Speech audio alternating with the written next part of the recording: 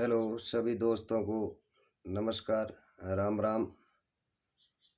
मैं जीवन राम चौधरी जोधपुर राजस्थान से बिलोंग करता हूँ।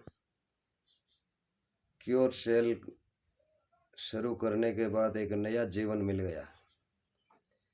मैं पिछले 15 साल से अफीम का नशा करता था।